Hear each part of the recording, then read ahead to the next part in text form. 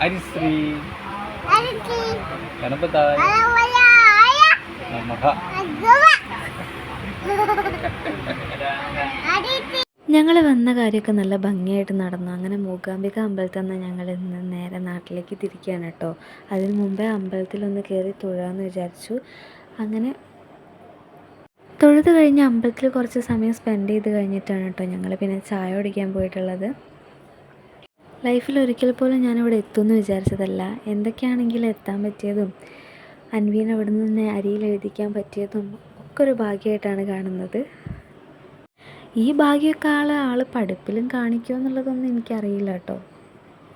നമ്മളൊന്നിലും കൂടുതൽ എക്സ്പെക്റ്റ് ചെയ്യരുത് എന്നല്ലേ, അതുകൊണ്ട് തന്നെ ഞാൻ ഇവൻ്റെ മേലിപ്പോൾ ഒരു എക്സ്പെക്റ്റേഷനും വെച്ചിട്ടില്ല കേട്ടോ. ഇവൻ്റെ ഫ്യൂച്ചറിനെ പറ്റിയിട്ടുള്ള ഒരു എക്സ്പെക്റ്റേഷനും എൻ്റെ മൈൻഡിലില്ല കേട്ടോ. ഞാൻ എൻ്റെ ഒരാഗ്രഹങ്ങളും ഞാൻ ഇവൻ്റെ മേൽ അടിച്ചേൽപ്പിക്കരുത് എന്നാണ് വിചാരിക്കുന്നത്. അങ്ങനെ ഇതാ റൂമിലെത്തി ബാഗൊക്കെ പാക്ക് ചെയ്തിട്ട് ഞങ്ങൾ ഇറങ്ങാണ് കേട്ടോ. റെയിൽവേ സ്റ്റേഷനിൽ കുറച്ച് നേരം പോസ്റ്റ് ആയിരുന്നു. ആ ബോറടി ട്രെയിൻ കയറിയപ്പോൾ മാറി കിട്ടി കേട്ടോ. ഇതൊക്കെ എവിടെ കണ്ടുപിടിച്ചതാണെന്നറിയില്ല കേട്ടോ. എങ്ങനെയാണ് ഇങ്ങനെ അഭിനയിക്കാൻ പറ്റുന്നതെന്ന് അറിയില്ല. നല്ല വൃത്തിക്ക് അവൻ അഭിനയിച്ച് കാണിക്കുന്നുണ്ട്. ഒരു കാലത്ത് ഒറ്റ നോട്ടത്തിൽ എന്നെയും അനിയത്തിനൊക്കെ വിറപ്പിച്ച് നിർത്തിയ ആളാണ് കേട്ടോ. അവൻ്റെ മുമ്പിൽ അവൻ്റെ ഒരു ഫ്രണ്ടിനെ പോലെ ഇങ്ങനെ കളിക്കുന്നത്. അത് കാണുമ്പോൾ എപ്പോഴും എനിക്കും അവൾക്ക് ഒരു അത്ഭുതമാണ്. ഹരിശ്രീ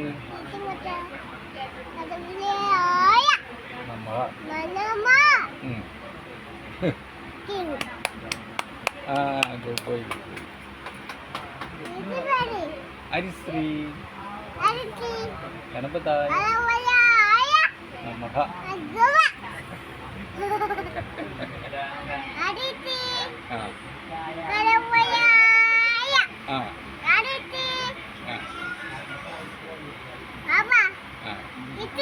ഹരിശ്രീ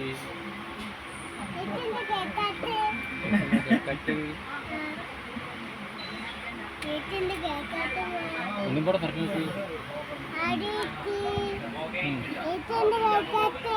ബാക്കി ഫുള്ള് പറയും. ഇതിൻ്റെ ഫുൾ വീഡിയോ ഞാൻ ചാനലിൽ ഇട്ടിട്ടുണ്ട്. എല്ലാവരും ഒന്ന് കയറി കണ്ടു നോക്കാം. അപ്പോൾ നെക്സ്റ്റ് വീഡിയോയിൽ കാണാം. ബൈ.